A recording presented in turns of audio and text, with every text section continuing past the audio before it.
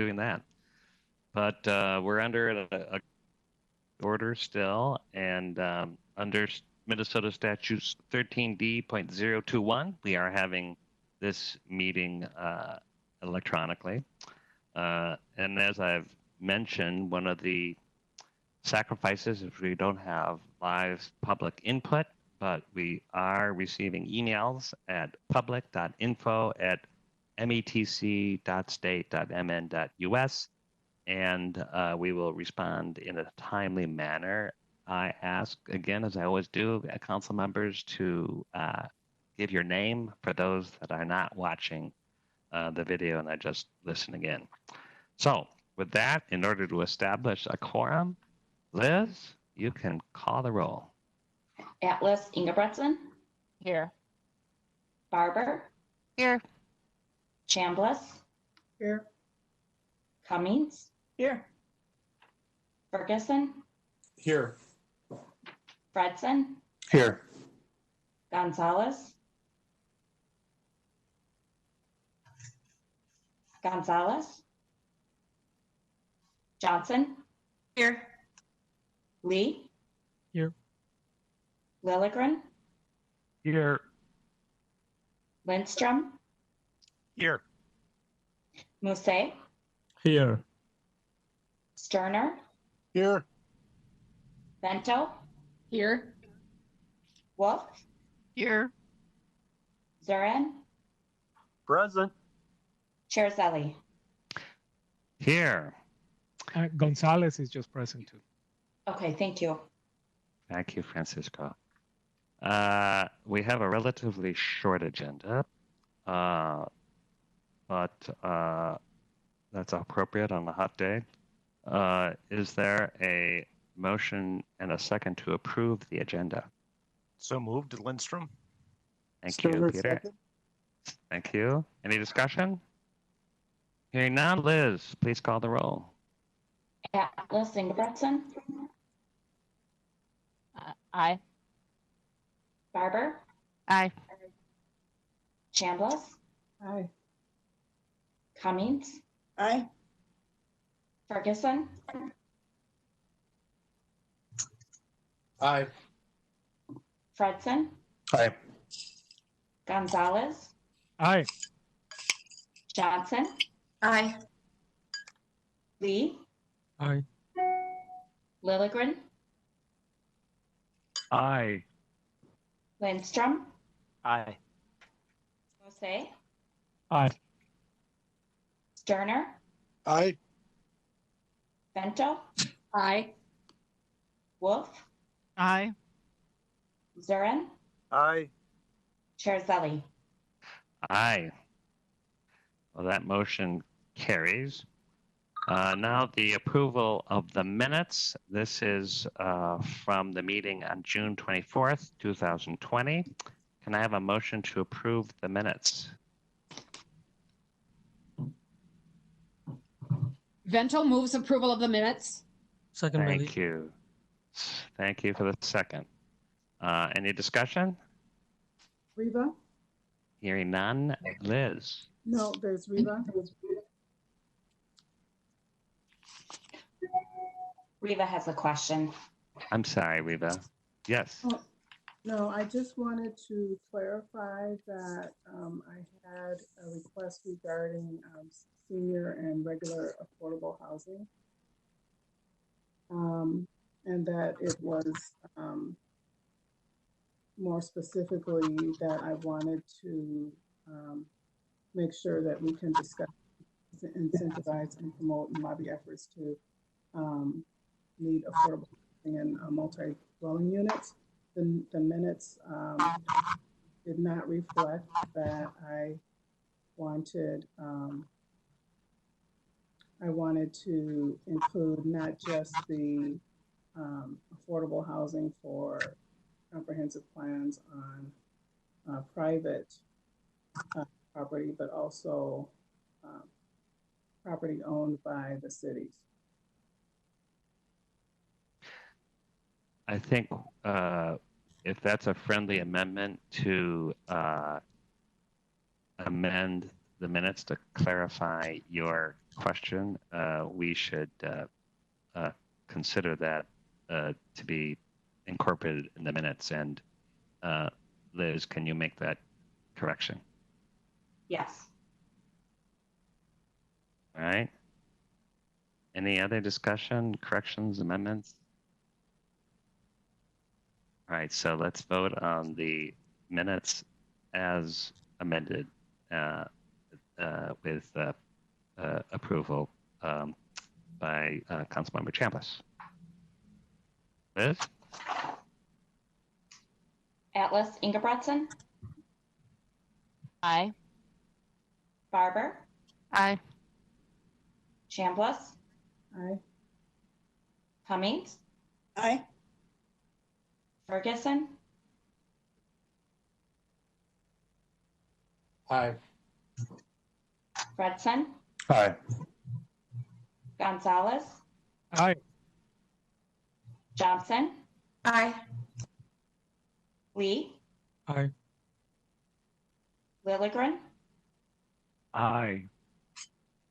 Lindstrom, Aye.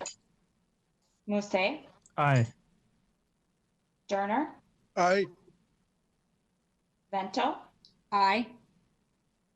Wolf, Aye. Durin, Aye. Chair Zelli. Aye. All right, the motion carries. Next is the consent agenda. I have is there a motion for approval and a second? So We moved. will make a motion for approval or second if I on that. Thank you.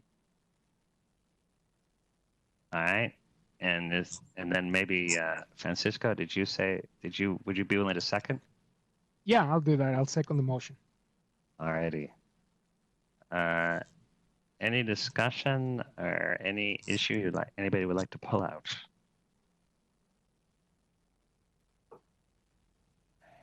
All right, hearing none. Liz, please call the roll. Atlas Ingebretson, Aye. Barber, Aye. Chambliss, Aye. Cummings, Aye. Ferguson, Aye. Fredson, Aye.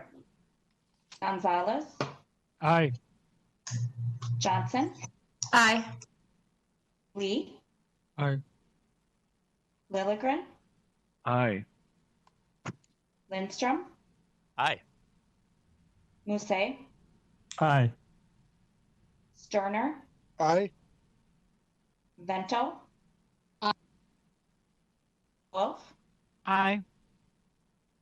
Durin, Aye. Chair Zelli. Aye. All right, the consent agenda motion carries. So the next reports of the standing committees, we have no reports from the Community Development Committee. The Environmental Committee has reports that were on the consent agenda. We have no report from the Management Committee, and Transportation has reports on the consent agenda. So, which brings us to other business, and this is an information item that I think some of you have seen and were very interested in, and I think it's worthy for the entire council to hear from our Met Council Environmental Services Outreach and Workforce Programs. This is something that obviously very interesting of all of us, and I think it's helpful to kind of get into the weeds and understand what Met Council is doing in a particular division. This is using equality and equity to drive sustainable performance. And so we're going to get a presentation from Jennifer Sikowski. Did I say that right? And her staff. So Jennifer, you are going to introduce others who are with you. Is that right? Yes, thank you, Chair. So Jen Zuhowski, Manager, Programs and Administration in ES, and here today to give just a highlight overview of some of the diversity outreach work that ES has been doing to really try and diversify our workforce. We realize that there are some challenges in being able to reflect the region that we serve, and so we have to be intentional with our strategies and approaches. This work is collaborative. It takes a lot of people to make this happen. And so we have quite a few people that'll be presenting or sharing their story or impact on the work that we do. We have Mustafa Shabazz. He is an electrician apprentice. Sudi Hashi. She was a former urban scholar who is now our associate outreach coordinator. Christy Goebel, she's not with us today. However, she does a lot of our workforce planning and program coordination. She helped us put the presentation together. Matt Hyatt, he's a program supervisor, and he also is instrumental in our plant operator trainee program design and implementation, as he was also a plant operator trainee. Mitzi Kennedy with the Office of Equal Opportunity, she is involved in the strategic portion of our work and also across the council. Nancy Jennings in HR, she's an HR manager. She has been instrumental in helping us design the programs, ensure that they are compliant with regulations and that they make sense in terms of council policies and procedures. Roderick Southall, I don't believe he's on the call, but he's also in the Office of Equal Opportunity and serves on ES's Equity Change team and supports a lot of our equity work, especially with our creative programming and design in terms of our outreach. Juan Berry, he is an interceptor service worker. He went through our trainee program, and we're excited for him to talk about his perspective and how he heard about our organization, as is Jacqueline Levice. She is a interceptor service worker as well. And Chuck LaPierre, who unfortunately was not here today, he is the electrical maintenance manager. We work together on the Electrician Apprenticeship program, pardon me. So I will be speaking about that program in his place. Next slide, please. Thank you. So as I stated, I'm Jen Zuhowski. Next slide, please. So a little bit about ES. I'm sure many people are familiar, just in case some of you are not. We do have 9 wastewater collection and treatment plants. We are regionally located, serve over 2.6 million people, which is roughly 50% of our population in Minnesota.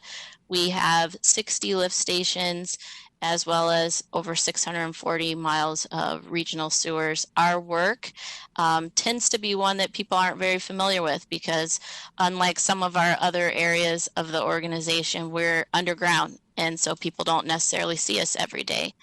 Next slide, please.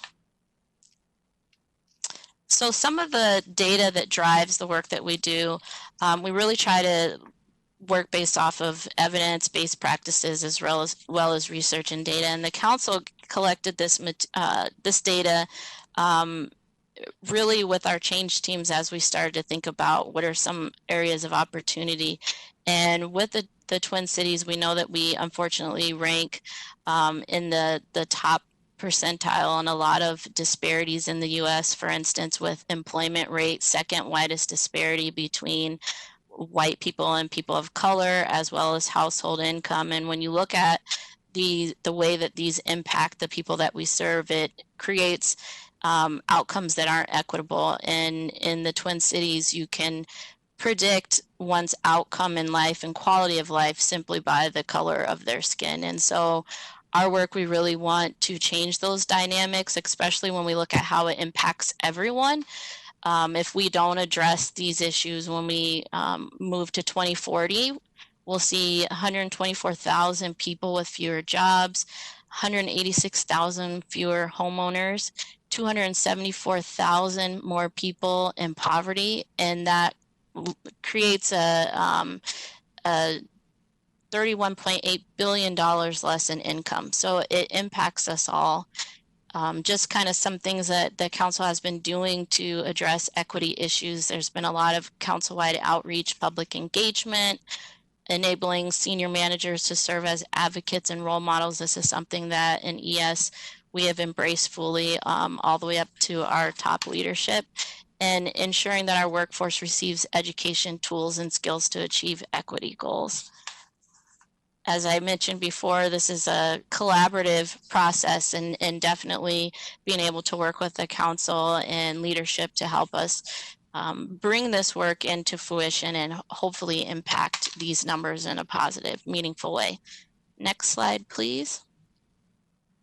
So ES has a strategic plan, as do all of our divisions. One of our outcomes is sustainable services, and we truly can't do our wastewater collection and treatment and water supply planning, all the work that we do for the region, if we don't have the people to do the work. And so thinking about it from a human perspective, we want an organization where our staff are engaged.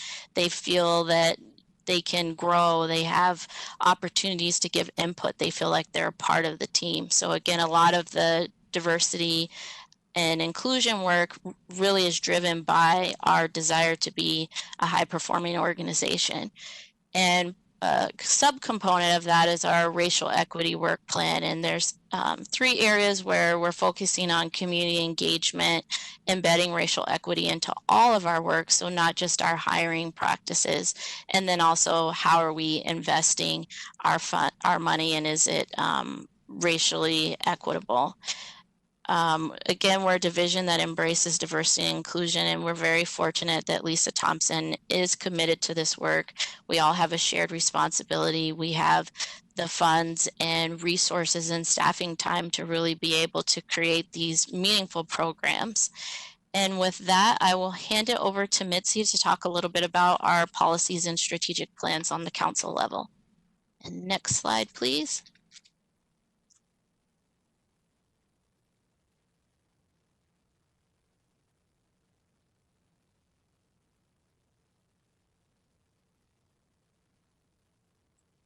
I'm not seeing that Mitzi is on the call here. Okay, so I can step in for her. Oh, yes, I am Oh, here. there I'm you are. Hi, sorry. Mitzi. I'm sorry, I was muted. I was thinking those are big shoes to fill. So, all right. Thank you. Next slide, please. Thank you for having me, Chair and council members. I just wanted to let you know that ES leaders are true equity champions. And as Jen has stated, we've worked with them. OEO has worked with ES for a long time on workforce equity strategies. But based on our new equity strategy, I just wanted to offer the organizational context for equity at the council. Any jurisdiction seeking to advance broad forms of equity into its operational structure in all of its planning functions, its investments and procurement functions, and all of its operations across all divisions, there must be guidance, a shared strategy, and a framework that supports those efforts to integrate equity into everything we do. We focus on 3 broad priority areas in our new strategy, including community engagement, workforce equity, and investments and procurement.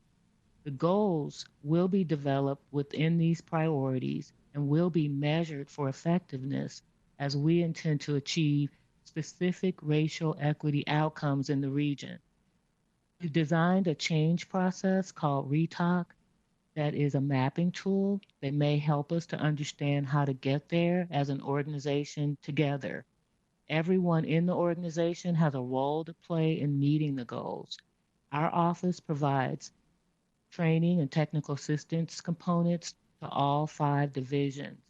We'll work with the divisions to develop their strategic plans that show how they will prioritize equity in their work, how they will embed equity in their operations, planning, and investments, how they will advance workforce equity, how they will allocate resources for equity work, and then, of course, how they will measure performance. And then, of course, how they will share decision making with internal and community stakeholders. We're down the road a bit with working with ES, but we look forward to continuing our work with them in terms of designing equity strategy and moving us forward. With that, Nancy from HR will be speaking to you next with the next slide, please. Hi, and you can go right to the next slide, but I'm Nancy Jennings and I manage the hiring team that takes care of all of ES, RA, CD, and MTS. So we work closely with ES management and staff. HR has taken an active role in removing barriers to employment as part of their work in promoting equity and inclusion for all. Toward that goal, we've removed all salary questions during the application process.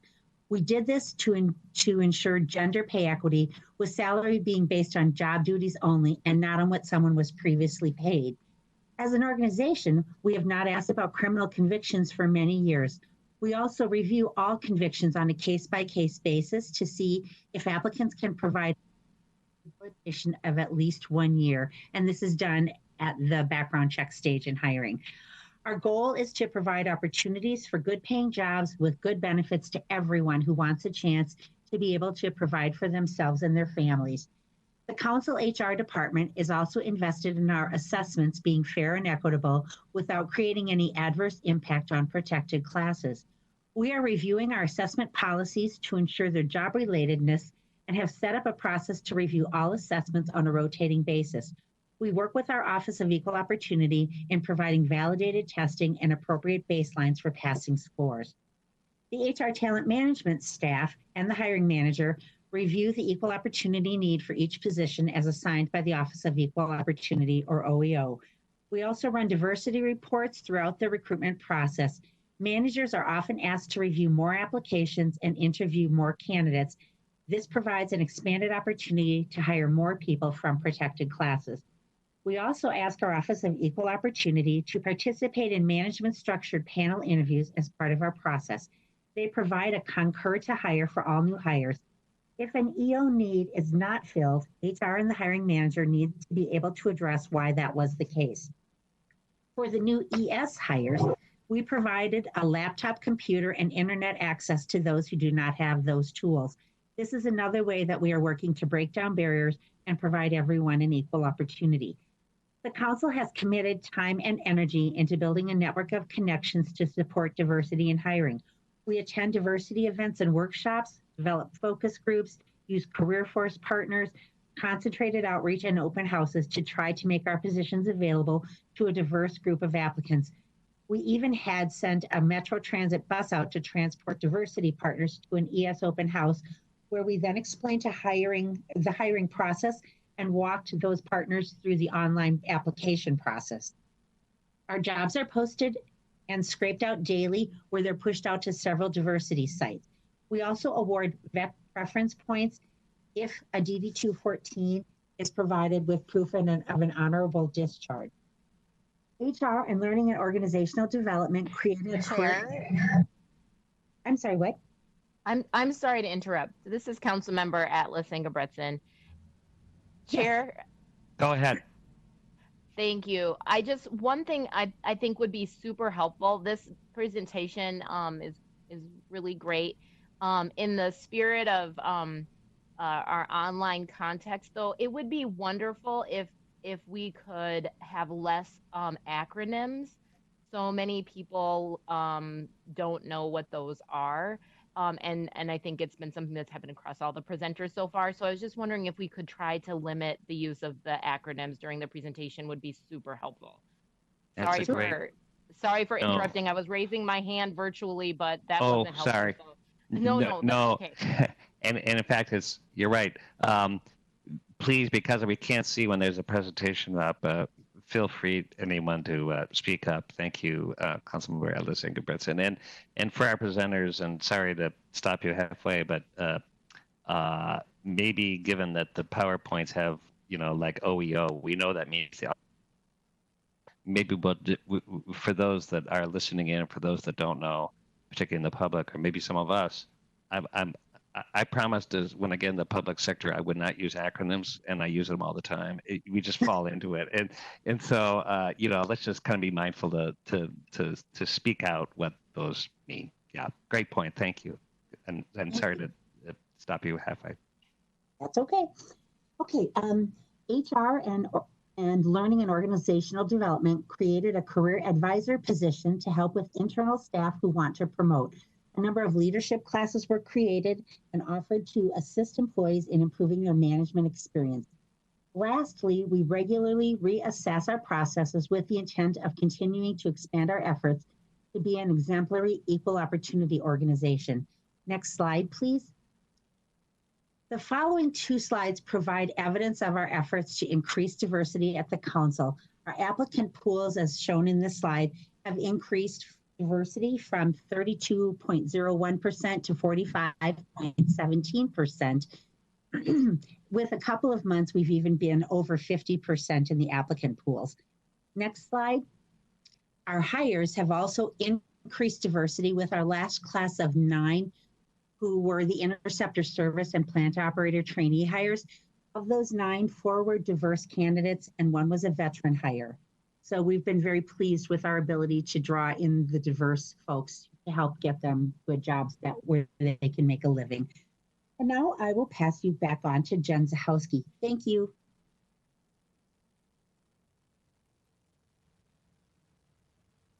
Next slide, please. I get to talk about one of my favorite parts. So a lot of our approaches, oh, I'm sorry, you can go to the next slide. Our innovative, creative approaches, we don't just go to job fairs and career fairs. We most certainly do that portion, but we also do plant and construction site tours. We bring people in for job shadowing. We've partnered with local high schools to do teacher externships, career panels. As you can see in the one picture, we partner with Metro Transit and regional administration to bring in people and career types that students have been interested in. For instance, they've been interested in law enforcement, so we brought in police officer. Our program has actually won the Governor's Award for being innovative and really doing a robust job of engaging the community. We target populations with low socioeconomic status, communities of color, protected classes. We work with a number of community organizations, not just when our positions post, but to build relationships and to also meet them where they are. So sometimes they might say that they have a group of at-risk youth that they want some of our staff to mentor and talk to, and maybe they want to bring them to one of our plants, and the students can interact with some of our staff. So they might meet with plant operators, they might meet with some of our electrician staff to really get a feel for what's out there and try to understand their career opportunities.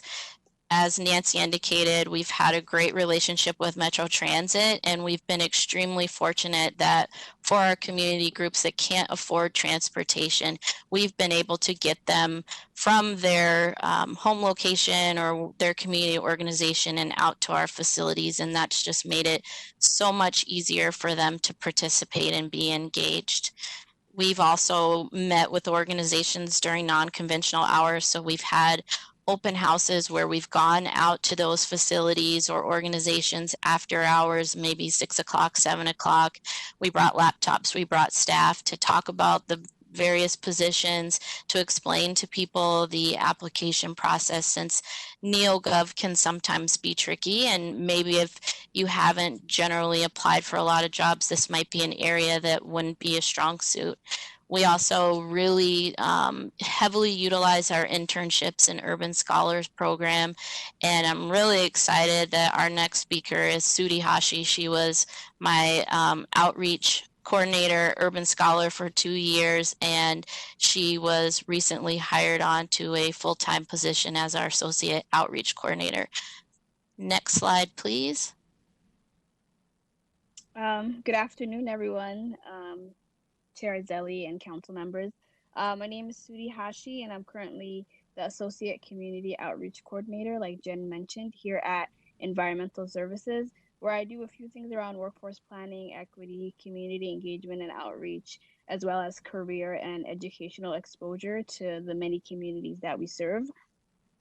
But however, before coming into this role, I was in Urban Scholars program. I was a part of the Urban Scholars program here at the Metropolitan Council, which is what I'll be highlighting for you guys today. The Urban Scholars Program is a 12-week program dedicated to college students and upcoming leaders from underrepresented communities, giving them the necessary skills around career and leadership development as they enter the workforce. My 12-week experience consisted of 1 day a week dedicated to meeting with my cohort of other scholars around the council and working on various leadership and development skills, engaging in discussion and learning opportunities, as well as meeting with leaderships across the council. During the rest of my week, it was where I was placed at my internship placement here at Environmental Services, where I worked on community outreach and workforce planning around our division's workforce and equity strategic goals. This 12-week experience really allowed me to get exposure and work alongside regional and divisional leaders, as well as get firsthand experience of what the organization and industry is and what it takes to really be successful here. It's really because of my Urban Scholars experience that I was able to come into my current role with all the tools and resources needed to navigate this industry and organization. And it really created a pathway for me early on in my career, straight out of college, and gave me room and space to show up and to also get a chance at being successful early on in my career.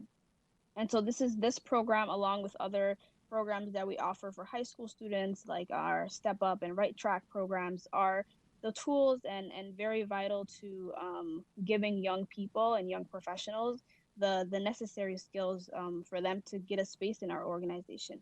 So I'm very proud to have been a part of that program and to carry that with me into my new role right now. So I'll just pass it along to our next speaker now, Matt Hyatt, who will be talking about the plant operator and interceptor service workers trainee program. Thank you, Sudi. Next slide, please. My role with the council is as a program supervisor, and one of our tasks is to manage the plant operator and interceptor service worker training program. I have a pretty unique perspective on this, as I started my career here in 2008 as a plant operator. The training program started in 2007 with plant operators. In 2014, interceptor service workers joined the program. Since the inception of the program, the first 4 cohorts produced 31 graduates with just 1 person of color. Since those first 4, we've had an additional 131 graduates, with 38 being people of color. This is a direct result of our targeted outreach, our hiring process, and the support and training that our staff receives during the training program. Next slide, please. What made this change possible is our ability to provide a total training program for our trainees. We didn't need to turn away highly qualified and capable applicants that just need a little extra help in one area or another. For instance, there's been many new hires who've needed a little bit of a refresher in math. For that, we have a self-paced training, a math training program to help them get up to speed. And if they need a little bit more help than that, we have a group of process engineers who have tutored and supported the trainees throughout the program. The program itself lasts 6 months, and it consists of 3 modes of learning: classroom, self-study, and on-the-job training, where our trainees learn by working with experienced operators out in the field and rotating around several of our 9 different treatment plants. Trainees have a chance to develop basic skills in a real-world environment and get firsthand experience learning about the work culture and values we have here in ES and Met Council. For example, where they learn the importance of teamwork and how job site safety is everybody's responsibility. Throughout the program, trainees also receive credit hours towards the Minnesota Pollution Control Agency's exam that is required to obtain their wastewater treatment license. And they also earn their commercial driver's license. Program supervisor's role in here is very much a mentor role for the trainees. Our focus is to help our trainees succeed by creating a one-on-one relationship with each of them and providing them with a single source for them to turn to whenever they need resources. This aspect of our approach to our job is constantly changing. We prioritize trainee feedback and a lessons learned approach to help ensure we continue to evolve to meet the needs of our changing workforce. Next slide, please. And with that, I'd like to introduce to you 2 of our more recent graduates, Juan Berry and Jacqueline Labisse.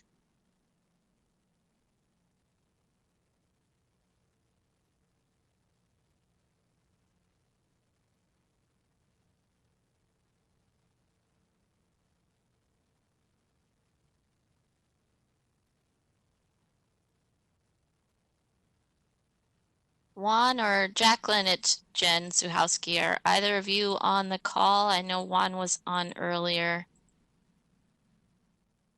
This is Jacqueline. Okay, hi. Good afternoon.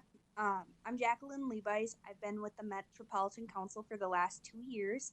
I joined the Metropolitan Council because I wanted a career that was very meaningful and that I knew that I was doing something very positive for the environment. I applied, I was talking with an acquaintance of mine, and I wanted a change of pace, and I really wanted to do something.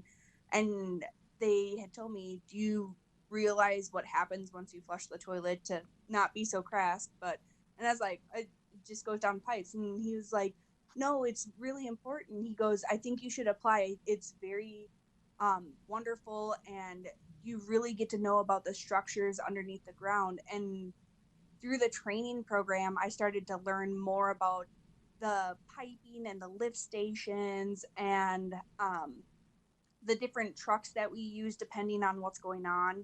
And currently, I'm one of 3 women in interceptor services, and I am the only female on my team, and the guys that I work with are fantastic. The questions that I have or that our team has, we kind of all brainstorm together, and it's been a very wonderful experience.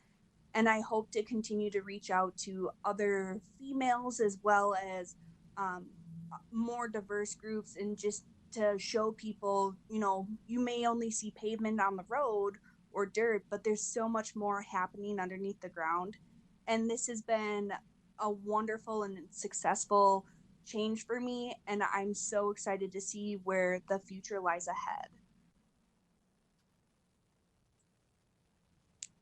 Thank you, Jacqueline. I think Juan might be having technical difficulties, unfortunately.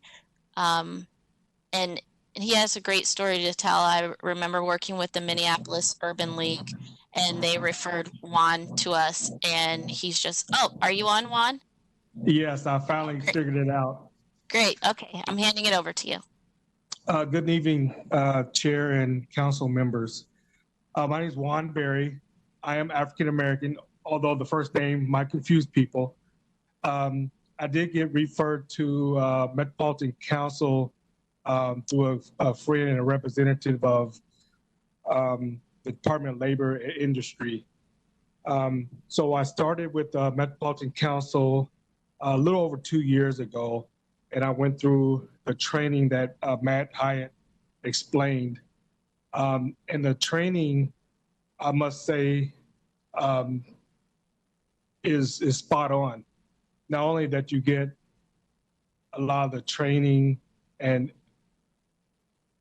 what we need to complete the job, you have your soon-to-be coworkers helping you along the way, which really helped me, because when you're not able to figure out certain parts of a job or even the class material, you have other people that might be more experienced, kind of help you along the way, and then in turn you can help other people. So I love the program, and it definitely helped me get through the first 6 months of classroom and training. And also going on my 2.5 years, I look forward to being a interceptor service worker 2, which will gain more experience and then put me in a position to be a little more helpful to others and new trainees. Thank you. Thank you both, Juan and Jacqueline. Really appreciate you sharing your experiences. Next slide, please. I will be filling in for Chuck, or at least trying to do my best to talk about our Electrician Apprenticeship program. Next slide. This program came about as we discovered that we were really lacking diversity in our electrician work group, and particularly when the union and those in the field are extremely diverse. And what is that going to look like, and what's the impact going to be as we start seeing people retire? Are we going to be able to attract the talent to keep our workforce alive? And so Chuck and I partnered in 2019 to create this program. We worked with the local union as they're applying us with apprentices in their 3rd or 4th year, and they can spend up to 2 years with environmental services. This program is 100% affirmative hires only. And through the program, we've been able thus far to bring in 2 women and 1 man of color. And that's a huge accomplishment considering this type of work in the industry. One of the other important things to point out is when electricians are going through their schooling and training, a lot of times the work that they're doing is heavily commercial or in construction type work. So they don't necessarily have exposure to wastewater treatment plants and lift stations and miles of tunnels. So this really gives them exposure to a different type of career that they may never have considered. And it's also an opportunity for us to learn. We have 3 really talented people who've joined our organization. They're actually the top in their class at the union. And so we've been able to learn a lot from them just as they're learning from our organization. And with that, I'd love for you to meet Mustafa, who's going to share a little bit about his experience as an electrician apprentice with environmental services.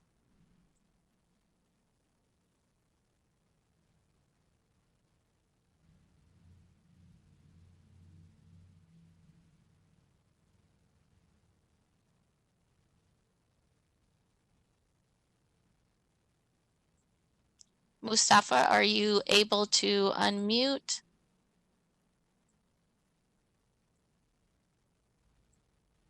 My apologies. It doesn't look like I see him on the call, and I know he called me earlier. So unfortunately, we don't get to hear from Mustafa at this present time, but he, like I said, joined our organization through our apprenticeship program, and he's really spoke highly about the apprenticeship and even being able to engage with folks in environmental services and learn about our culture. And he's just been so impressed with our efforts to diversify our workforce and ensure equitable outcomes for the region. And so with that, next slide, please. I will wrap it up kind of talking about some of our successes and challenges. We can go to the next slide. Oh, there's Mustafa in action. Next slide, please. So of course, no good work comes without challenges. We are fortunate to have forward-thinking people that have innovative ideas, and we all can work diligently and collaboratively to problem solve, to create supportive programs such as the trainee program and the apprenticeship that help address some of these gaps that we are seeing in the region.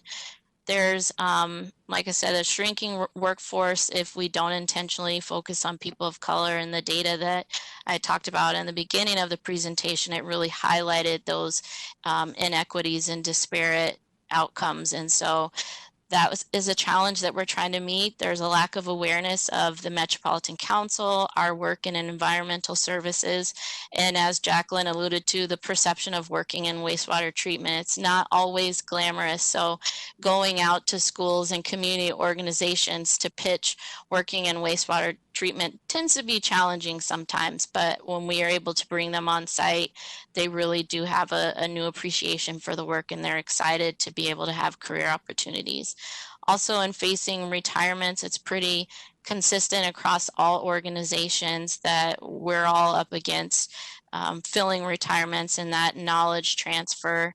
There's multiple generations in the workforce, and so there's multiple needs, and we have to be mindful of them. And also, when we're posting positions, it's now a market where employees really do have the opportunity to choose where they want to work. We're competing with some Fortune 500 companies, and so we really have to be able to present the council in a positive way. We have to be able to engage potential candidates and really create an experience where they see us as being a choice employer. They see us as an organization that's diverse and inclusive. Next slide, please. So some of the outcomes and successes. Our work, I think, with the outreach and workforce really contributes to the sustainability and economic vitality of the region. We're able to mitigate against potential negative outcomes such as the disparities in home ownerships and people living in poverty in the region. We're able to increase the hires of people of color and women, as we've seen through the data that Nancy presented. We're really seeing an improved workforce diversity. I think when Matt presented the photos when the trainee program first started, we had one person of color that graduated, and now we're up to about 38, and it's growing. And we have women and veterans and people with disabilities. So really getting outside of the comfort zone of what we were traditionally hiring or our hiring approaches. We've definitely improved relationships with the communities we serve, even during COVID, where a lot of our community organizations are unfortunately not serving the public. They're still keeping engaged. Sudi just had a call with Junior Achievement today to problem solve and strategize on how we were still going to engage the youth in some virtual opportunities that we might be able to participate in. Definitely the knowledge transfer is huge, being able to plan for retirements and being able to bring people in to learn those key roles. So learning from people like Juan Berry, who's, picking up on the job and looking at going into interceptor service worker too, and he can really be instrumental as we bring in more trainees. Increased retention, all of the work that we're doing not only benefits the public and people that we're bringing in, but it's also working to create a more inclusive workplace in environmental services, where people really feel like they can show up to work, do meaningful work, feel like part of the team, and most importantly, show up as their true selves. And that's just so important. And the final piece is all of that work goes into closing the regional workforce gap. There's a lot of disparities, and so again, we have to be mindful, and this is an ongoing process. We're always looking for ways to improve the work that we're doing. I just met with the program supervisor manager today to talk about our plant operator trainee program and what's next on the horizon, what things might we be working to improve, and where are some opportunities to just do better. We can always do more. I think we're in a division where we can challenge ourselves, and we have that approval to think outside the box and be innovative. And that's why you see everything that we've talked about. Next slide, please. And the last slide. So just some contact information we like to share. Obviously, Lisa Thompson, our general manager, she's just been a great champion of this work and setting that vision of what success looks like in environmental services. Myself managing and supporting these programs and getting all the talented people into the room to think creatively and innovatively. And Christy Goebel, our program coordinator, who's also very instrumental in helping with our workforce planning and put together helped us put together the materials that we shared with you today. And thank you so much for giving us the time and space to share some of the things that we've been doing, and we're really excited for feedback and continued engagement. I did see the email that came out just a little while ago on some of the updates that the council is planning to do for taking bolder action, and one component is hiring, retention, and advancement metrics. So near and dear to environmental services, and we're very happy to partner and collaborate in this type of work. Thank you. Thank you so much, Jen. And we always say first work versus the whole idea of advancing equity doesn't come with just good intentions. That it takes and more than one person. It takes a whole army, and you've got a great group, and it really makes it real when we hear from all of you. Let's open it up to have questions. Oh, we do a few. Councilmember Lee. Thank you, Mr. Chair, and thank you, Jennifer, for the great presentation. I have a question about how your team addresses barriers to some of the programs, the apprenticeship programs. For example, I know that there's folks who get out of the military and then they're an electrician in the military, and the complaint is often that those skills don't always automatically transfer into the civilian world. Or if you're or if I'm an electrician in the Philippines and I immigrated here, and how do you address those kinds of barriers, or are those things we have to work more with the unions and or with state licensing boards, and how do we overcome those barriers? Thank you for the question, council member. It really is a collaborative approach, and all of the above, working with the unions, working with the state, but then also bringing people into the apprenticeship program in environmental services, where they now can learn those new skills. They can use the skills that they have. And when we do post the position for a permanent or full-time rather position, now they have that wastewater treatment experience. They have learned those skills, but then they also can bring their prior knowledge and talent into the organization as well. And that's, again, an area that we're always looking at to improve. I wish that Chuck was here to be able to speak more to that, but it's definitely an area that we strive to make sure that those barriers are no longer there, and that people can come into the organization even if they don't have that wastewater treatment experience. Thank you. Chair, this is Nancy from HR. I would like to address that question as well. Sure. I just wanted to let you know we do have a yellow ribbon organization within the council, and one of the things that we do award veterans preference points with interviews.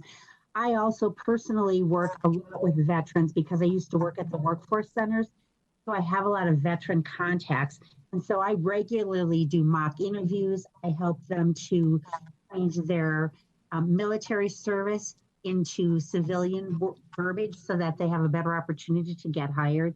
So we do a lot of work with our veterans as well through some of the yellow ribbon things that we do and through the connections with the workforce centers.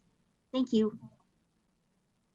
All right, thank you, Nancy. Councilmember Vento, you had your name up and then your hand up, sorry. Thank you, Mr. Chair. I almost forgot to turn my microphone on. I'm interested, this doesn't have to be answered tonight, but I'm interested in knowing a little more about the retention. And I'd be interested in knowing if there's any comparative data that shows our retention efforts based on race, gender, sexual preference, any of those kinds of data that we would have.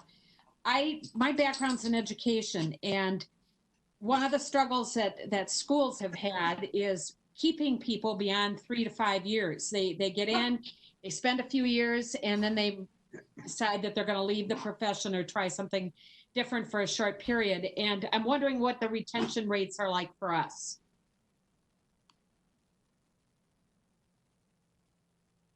Thank you, council member. So the data really lives in HR, and that's been an area we're hoping to obtain more data, especially broken down by the protected classes, because that is really important. If we're spending time and money and resources and we're bringing people into the organization and then they don't stay, we need to know why. And so I know that ES has extremely low turnover. A lot, people come and they stay, but we don't have a lot of data, so to speak, in ES on recent hires just yet because our programs are so new.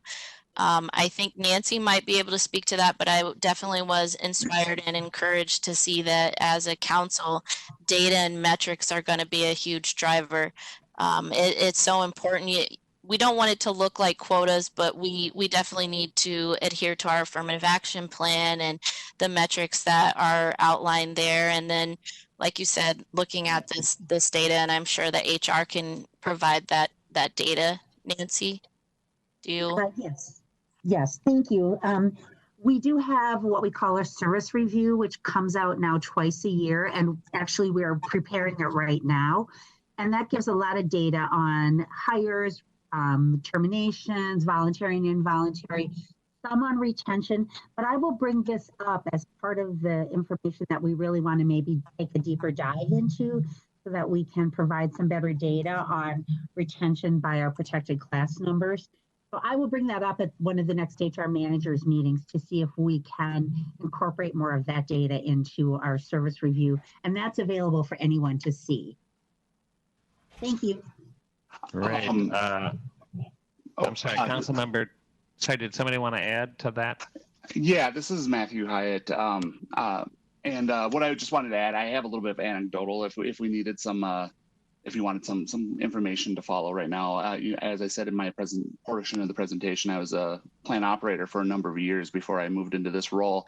And I could say through all the classes that I recall one person leaving voluntarily to go take a different job. We've had several retirees and we've had several promotions out of the group, including myself.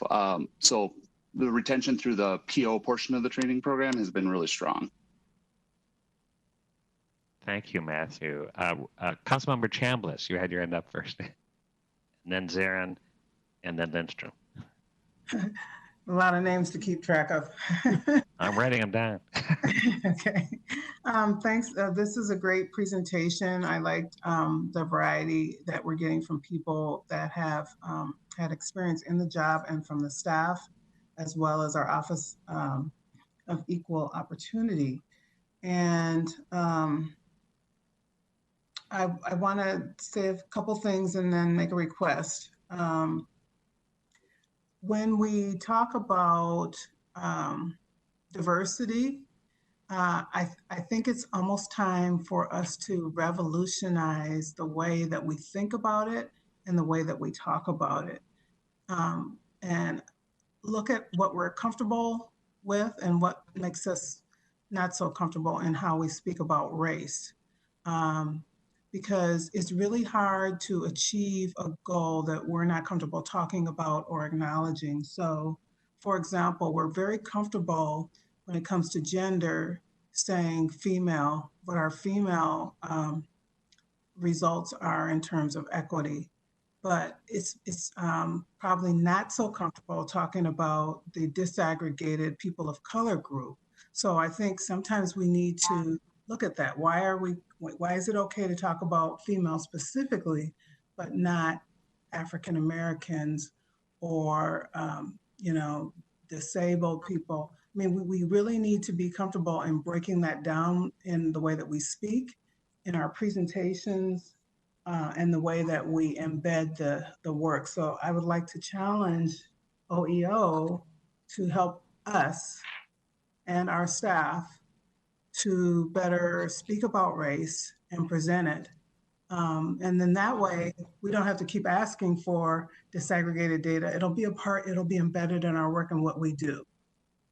So I wanted to give that gender example. We're there with the gender breakdown, female and male. That's really easy. Let's get there with the others. And secondly,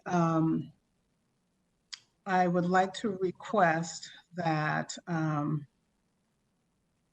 the OEO, I think I've already made that request, that the OEO work with the staff on how we can do that better.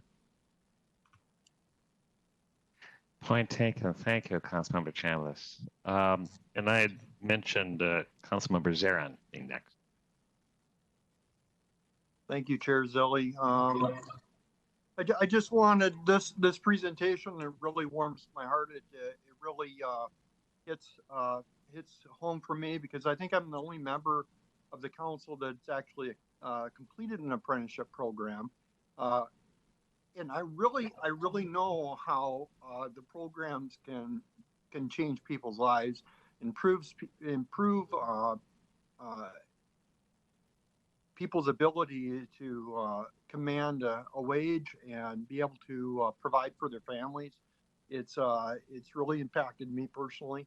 And if it's okay, I'd like to talk a little bit more about my personal experiences, and then this kind of adds to Councilmember Lee's question that when I came through the program as an electrical worker, we had a requirement of having a 2-year degree.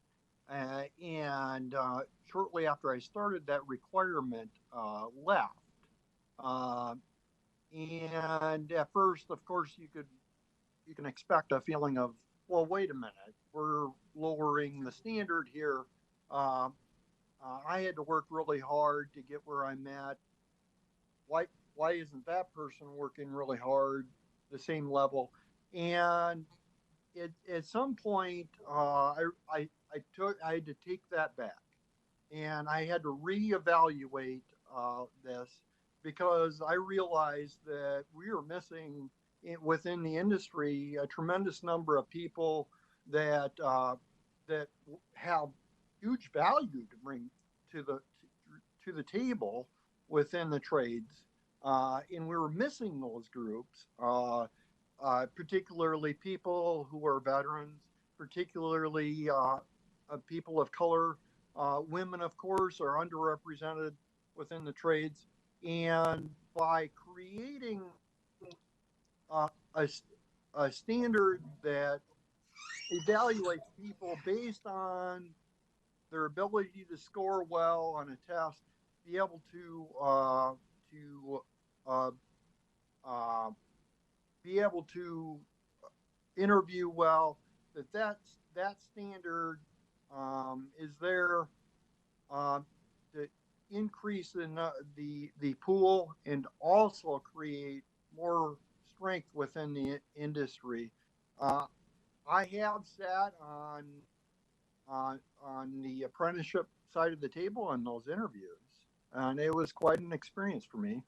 And I will have to say that people who have military experience um, do really well. They have what it takes to perform well within a trade, and the experiences that they get from the military really puts them in a good spot to start an apprenticeship. There's a helmets to hard hats program, um, and a number of these sort of things that help people get into the trades. And we do have to work on becoming more bilingual or multilingual.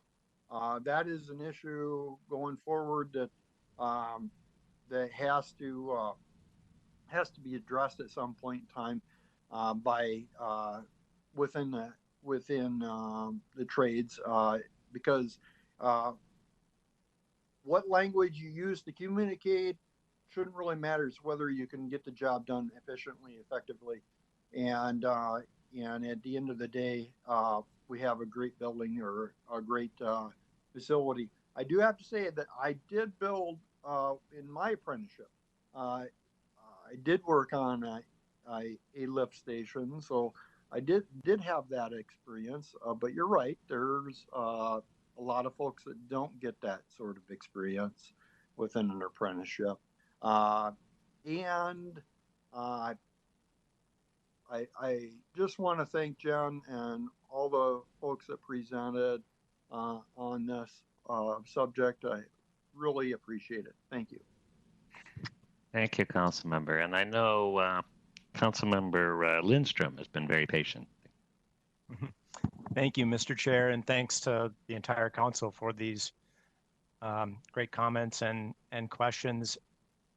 Mr. Chair, there's something like 14,700 wastewater treatment plants across the nation. And you can see after hearing this presentation why the Environmental Protection Agency chose MCES to help spread the word to other wastewater treatment systems across the nation about best practices on this question. The lesson that I have taken from this is that there is no silver bullet. One might say there's like silver buckshot, right, Mr. Chair? I mean, you got to throw everything you've got. You got to be all in on tackling the problems that we have, and to go from an applicant pool of just shade over 30% just 4 years ago that is not that long ago to now just under 50%, 45%, doesn't happen by accident. So I congratulate everybody that's worked on this, and thank you very much to all the presenters who took their time out of their schedules to present. I do have a question maybe for Jen or anybody, and that is around promotional practices.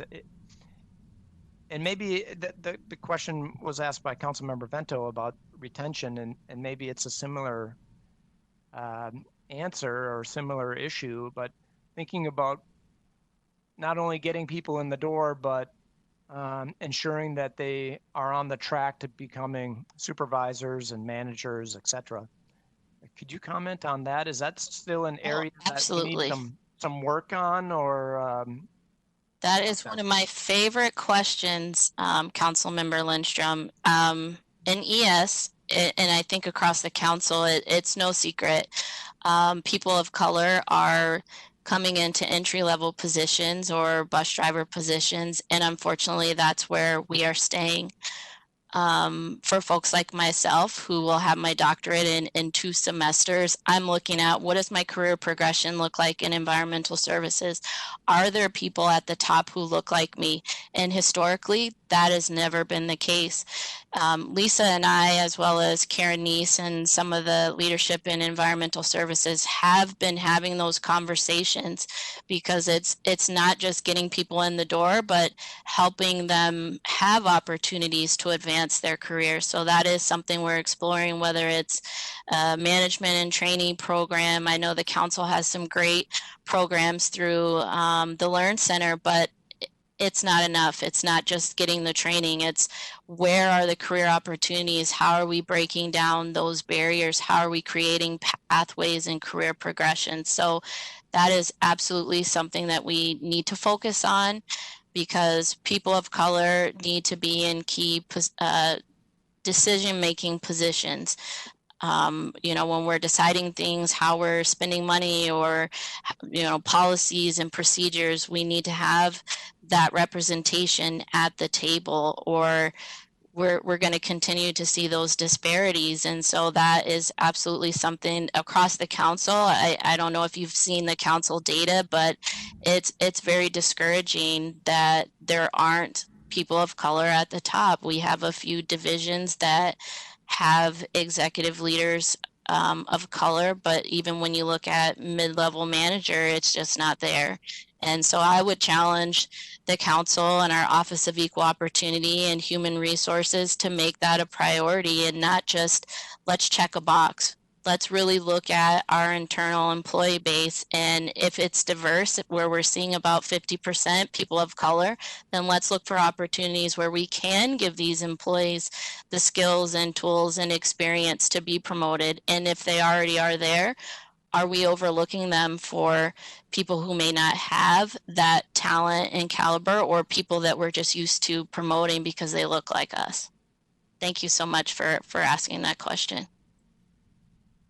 Great comments. Thank you. And question and answer. So I want to just read a question that was in the chat box from Councilmember Musset. Both a question and a thought. He asks, we offer any preferential hiring bonus for speaking multiple languages? And that apparently some other government entities in Minnesota have paid workers who speak other language, and actually is a helpful program. So is that something we can or should do, or do we do? Thank you. This is Jen. I can speak to that.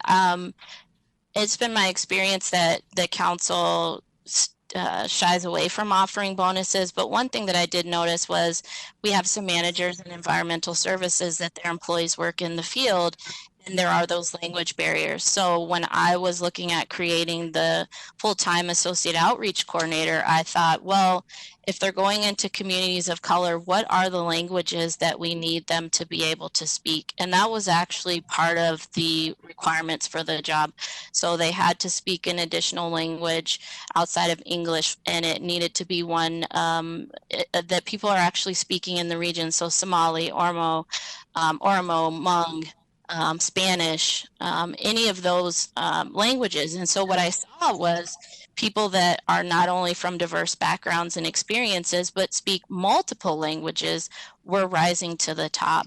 And we oftentimes have this bias that if you speak English as a second language, you're inept to do the job, when really that's a talent, that's a skill to be able to speak multiple languages, and we should be embracing that and valuing that. And I don't know if Nancy's got experience with those bonus offerings. I know that in transit there's some things, opportunities for bus drivers, but I don't know if anything specific to language. But that is one avenue as we're creating job postings, really being mindful of what are our minimum qualifications, what is necessary for the job, and are things like multiple languages or being bilingual, are those things that we're going to value? Chair Zelli, this is Nancy from HR, and at this point in time, we do not have any programs that pay specifically for other languages. However, we do ask for other languages in some specific positions, including our Housing and Redevelopment Authority area, because we need people who can communicate with people from different communities. And I do know that we have in the past had classes for our bus operators to be able to learn, specifically Spanish is the one I'm aware of, but so that they could communicate more appropriately with people that they're serving on the bus side. So we are doing some things, but at this point, we have not done anything as far as offering another or a higher wage based on a language. Thank you. Well, it's a great question and comment, and I love that in the presentation we talk about the business case for a diverse workforce is really about the future of our workforce, and also really having a workforce that reflects the communities we serve. The idea of multiple languages is, as you point out, the communities we serve have multiple languages. So I know that Councilmember Atlas Ingebrigtsen has a question, and then Councilmember Cummings right after. I actually just have I'd like to share an affirmation. I think that it speaks volumes when staff are able to communicate freely and contribute their talent. And a big part of that is by the tone set by senior leaders. So you see evidence of that in the presentation that we received, in the candidness of the staff and the quality of the responses and thoughtfulness. So I just want to acknowledge that and say that as we work to further outline our equity framework throughout the organization, using models and examples like this are very important to call out. So I want to share that perspective of kudos, and I hope that's an accurate assessment. And if it's not, I'm happy to hear otherwise. But I wanna share that. I also want to acknowledge that, and I appreciate and also agree with Councilmember Shamlis's question and charge and request. I also want to acknowledge that I hope we're also understanding that gender is a lot broader than the binary. And I hope we do see disaggregated data, and that we are an organization where if someone does not fall into the binary, that we are monitoring and thinking about that. In addition to disaggregating data, of course, we need to, and by race as well, and acknowledge that sexual orientation or affection as a protected class is really important for us to understand the differences between that and sexual preference. And these are all things that are complex, but they are things that we need to understand and make sure we're aware of in our role as council members as well. Thank you. Great comments. Thank you, Council Member. And I was going to mention the gender as being not binary, but I'm glad you said it.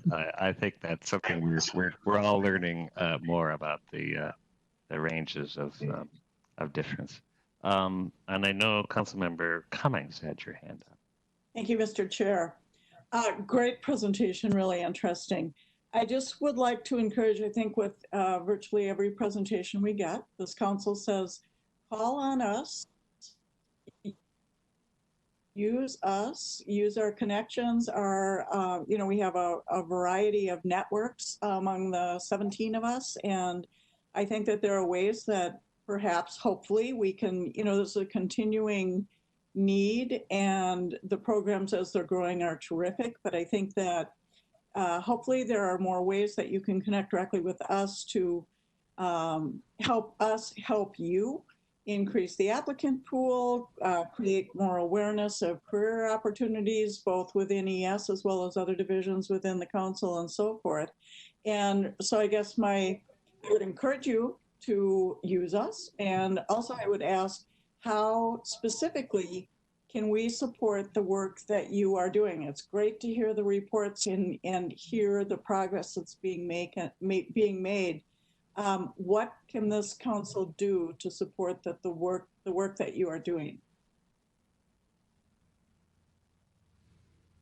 That's a great question. Do you want me to answer it now? I think council member supporting the action.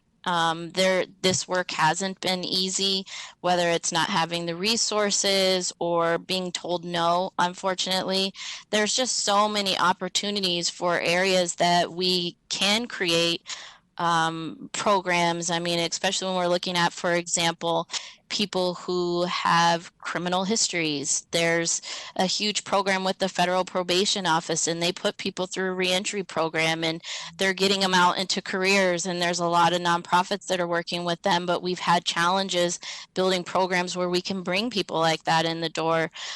Really encouraging across the organization, looking at our position classifications, that there's just so many dynamics, and we would greatly appreciate being able to utilize you as support and even the networks, because I think while environmental services has been able to create these many little programs, there's so much broad work that can be happening across the agency. And I don't remember what our last employee base was, a little over 4,000. That's 4,000 opportunities to change people's lives. I mean, I talk to people that this is their first job. They stop me in the parking lot and they're in tears and they give me a hug and say, you don't know what this means to my family. Before this job, my wife was pregnant and I was working in a warehouse or a restaurant, and I didn't know how we were going to make ends meet. And you keep hearing these stories, and you keep hearing how it impacts the people that they know and the people that they know. And next thing you know, we have people pounding on the doors wanting to come work at the council. And the biggest drawback is half the time we can't get them through our application process.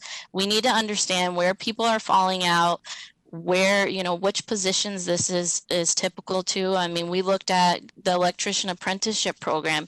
Before I got here, we required a 2-year day program. And like council member had indicated, women and people of color, if you think about who's able to go full-time to a 2-year day program, who has access. And so when we removed that requirement, we saw that it didn't change the caliber of talent. It didn't reduce the skills. It actually broke down a barrier that people were having. And so then we realized we needed the apprenticeship. Also with our plant operator trainee program, we realized that our assessments were having disparate impacts. So certain assessments that were doing that, we pulled them. And so we need to be able to have the support to be strategic in our work, make these creative decisions and programs, and be able to have the data and resources to support the work. I think there's just so many things, and I could list them off, and I think our group could share them as well. But this is a really great opportunity. I mean, we see just so many things going on in the region and the world that have really sparked from things that have happened in the Twin Cities, and all eyes are on us. And being a large organization, we really do have opportunities internally and externally. So again, I really appreciate your willingness to support our work, and I'd be so happy to have a further conversation or work with Lisa Thompson to get that going. Thank you. Thank you. Any more questions, comments? Yes, Chair, I have a question. Go ahead, Phil. Thank you.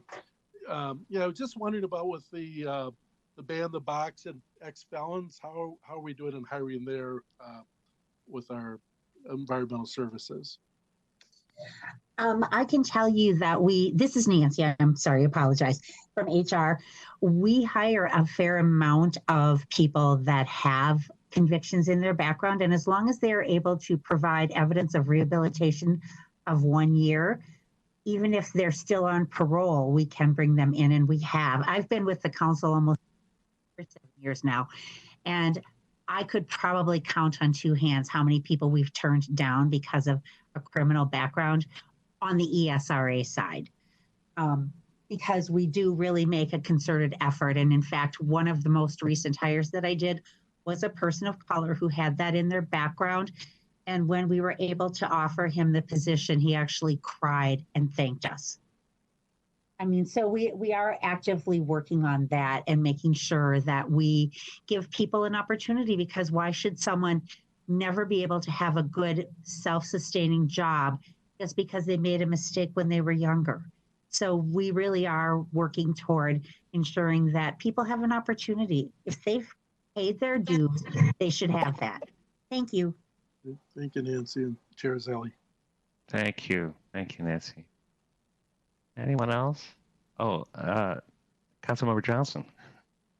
Thank you, Mr. Chair. I think this is just such great information, and I really appreciate council members along the way, asking for clarity and simplification for anybody else who might be listening along. And I hope this is the case. I don't really know this, but it'd be great, again, system-wide. We're a big council. We've been talking about that.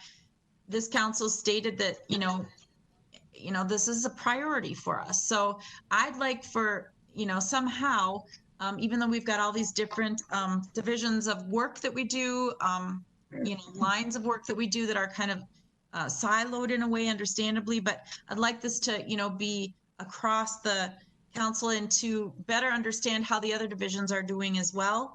And, not to create more work, but, if you don't prioritize and set goals for the things that matter to you and then measure them, you don't get there. So I'd like to, at some point, a dashboard or a way that the council can get updates on how are we doing and what progress are we making and what are the innovations we're seeing and what are we peeling back as we get into our systems to uncover the institutional bias that we have, and break those barriers down, as was noted. And I really appreciate courageous employees that keep pushing, because when I hear, the no's or we don't have the funding or this, that, or the other thing, well, that's on the council.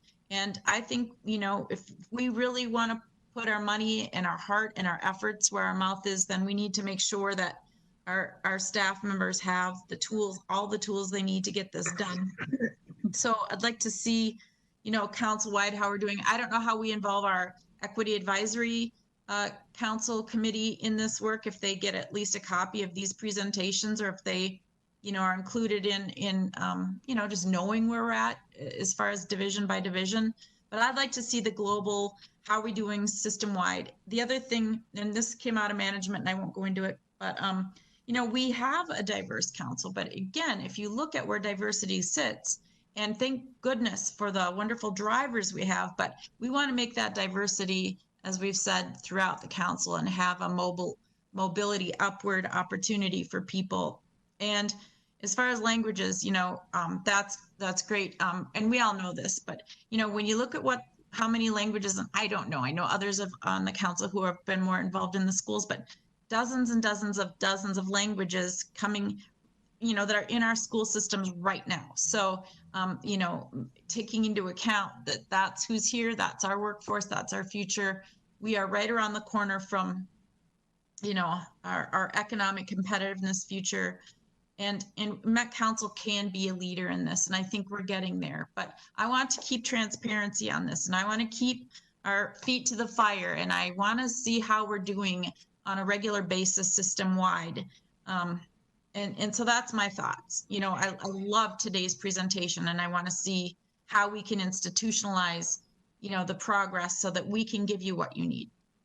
Thank you so much. This is Mitzi Kennedy, the equity manager, speaking, and you're speaking to the choir, council member. You have hit the nail on the head.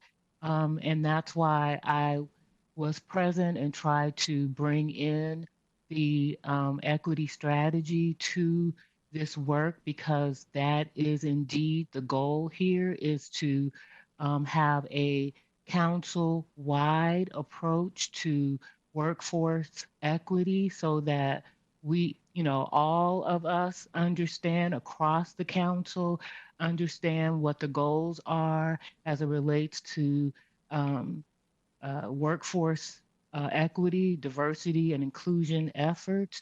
A data dashboard is part of what it is that we want to work towards. The equity strategy framework is a new thing, but again, I've been, in my short time here, working with all the divisions at one level or another, but that it is certainly our goal to move towards strategic planning and working together to bring all the divisions towards an integrated approach to workforce equity and other components of broad equity. And so we will definitely, as we reported in that CAL meeting where I presented the framework, be coming back to you all with where we are, what we're doing, what the progress is, what the needs are as we move forward. So thanks so much for your comments. Thanks, Judy, and thank you, Mitzi. I think Councilmember Mousse points out that the city of Minneapolis has an equity dashboard to track progress, so we might look at some models out there. And I love this council has talked a lot about putting goals that we don't have to be waiting for others, like the federal government and DBE goals. Let's just set the goals in areas that we know make sense, and we'd love to see, our ongoing progress. Any other thoughts, questions? Peter Lindstrom. Thanks, Mr. Chair. One last quick comment. One thing I really appreciated about this presentation is that we heard from our frontline workers, and in this COVID age that we're living through right now, it's a little bit more difficult for the council to hear from our frontline workers. And so I know it's not appropriate for every presentation, but when it is in the future, I would encourage people to be thinking about that, encourage staff to be thinking about that, to incorporate it into their presentation. Thank you. And if I could just add to that, council member, there really isn't a way to be inclusive unless we include the people that we're talking about. And I personally couldn't speak to being an interceptor service worker or some of these jobs. And what I've also learned is when I go into a high school or a community organization, they don't want to hear from me. They want to hear from the people doing the work. And like I said, our staff are just so crucial to us being able to get this work done. And as we've seen, absolutely with COVID, our frontline workers day in and day out. And so we definitely, that was a huge part of the presentation, was letting them, or elevating their voices, because they already have voices, and it really helps to create a culture where people feel like they can speak up, they can be involved, and they can be engaged. So thank you for pointing that out and serving as a good reminder that we do need to have more voices at the table and be mindful of including others, especially our frontline staff who don't always get an opportunity to leave the field and come to an office or do video conferencing. Thank you. This is Nancy from HR. Could I add to that, please? Please.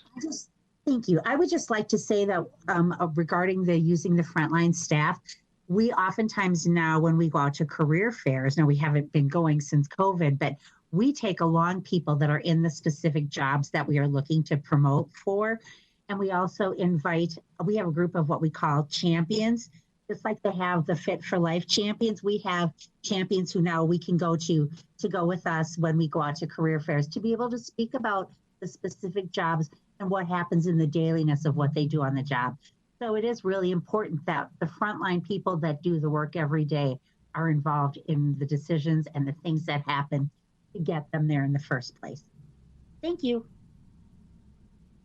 Hi, this is Juan Berry. Can I piggyback off that? Please.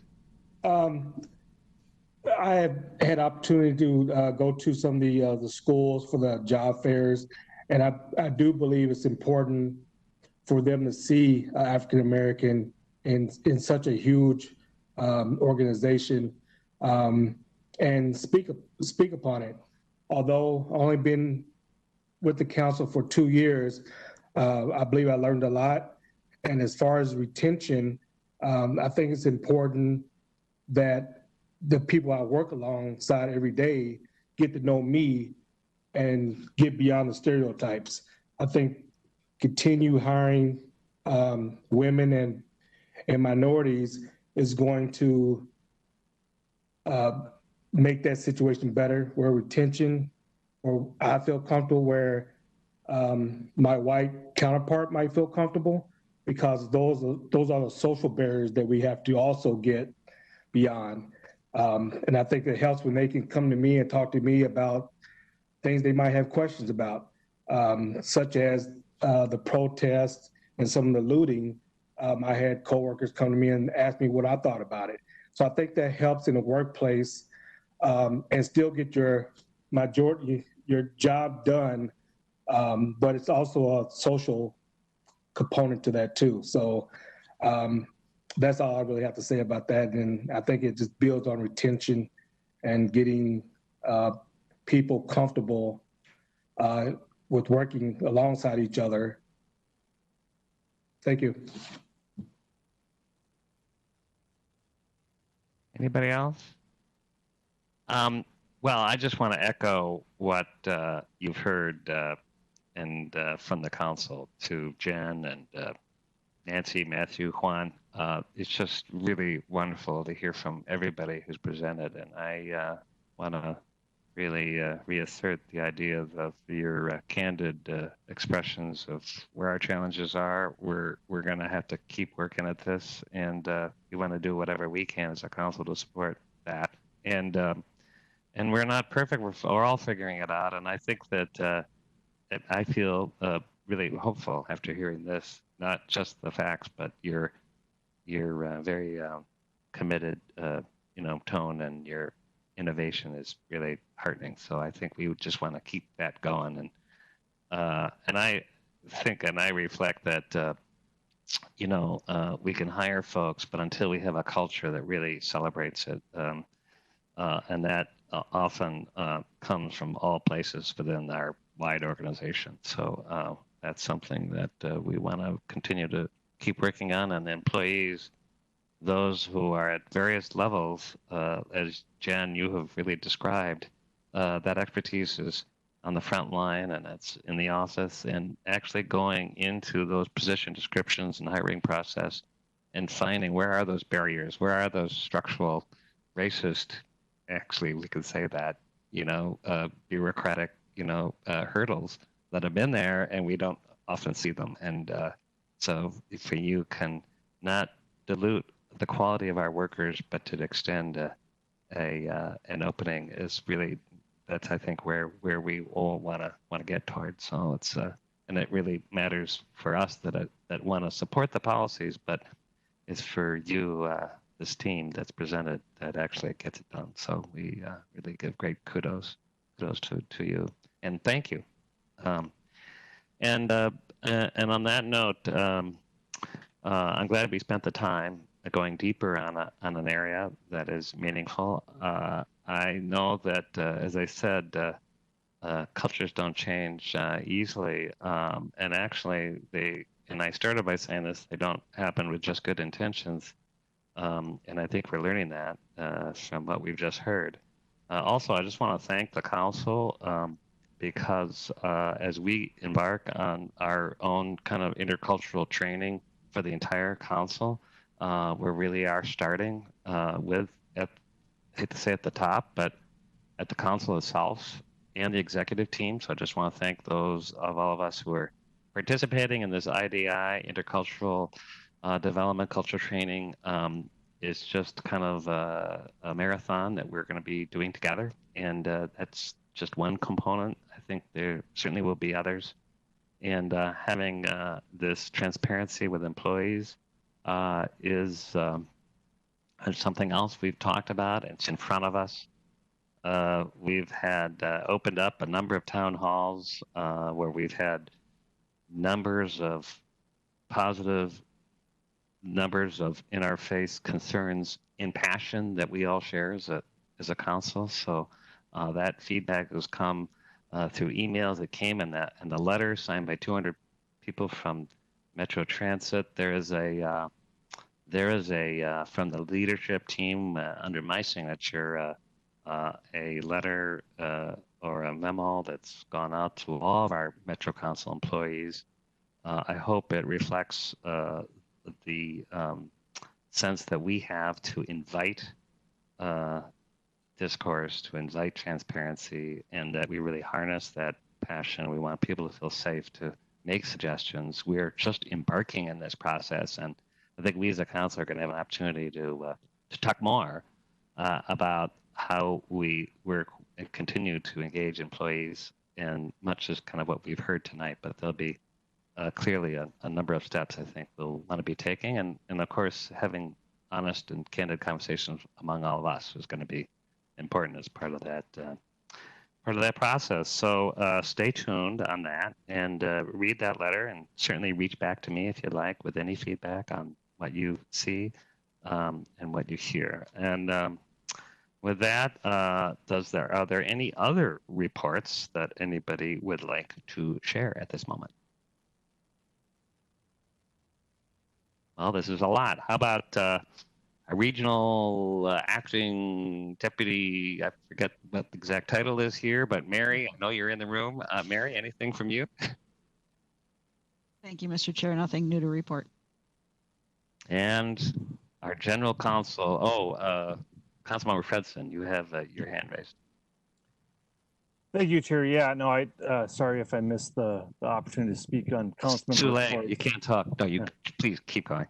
So, look, I appreciate today's presentation and your closing remarks, specifically about the letter that we received from our current and former employees. And you mentioned there was 200 total. I think there was more than 30 from my district. And I just think since George Floyd's killing, we've all been, asking, what do we have a voice in, and what do we have control over, and how we can make a difference. And that is prompting tough conversations for, whether they're at our own day jobs or here at the council or in our personal lives.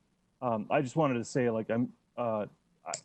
I'm very supportive of Metropolitan Council leadership and management, and also our employees. I think that we do collectively great work. We're 16 council members.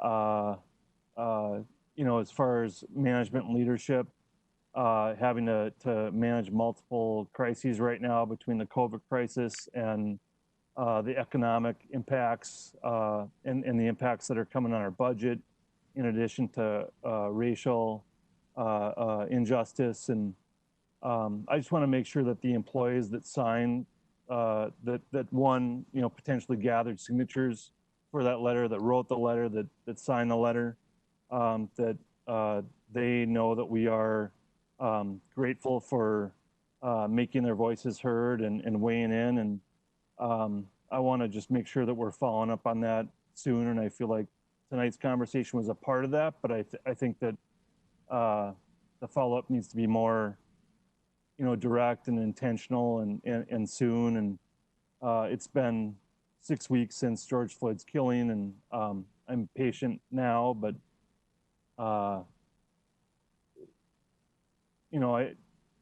let's be honest, our regional administrator is working the Emergency Operations Center, and I know other folks from Met Council have been dispatched there, and I think that presents a challenge for us to fully follow up on this. And But with that said, this COVID crisis is probably going to last for another year, and I just don't think we can miss this opportunity to have a real open and honest conversation as a council about how to address what our employees raised up. And the one specific thing in that letter that I was most concerned about was the reference to employees communicating that existing processes and internal reviews and introspection not resulting in meaningful or lasting change. And my own observation is that I think the Met Council sometimes is too cautious or slow to take bold, decisive action, perhaps because we've been a political punching bag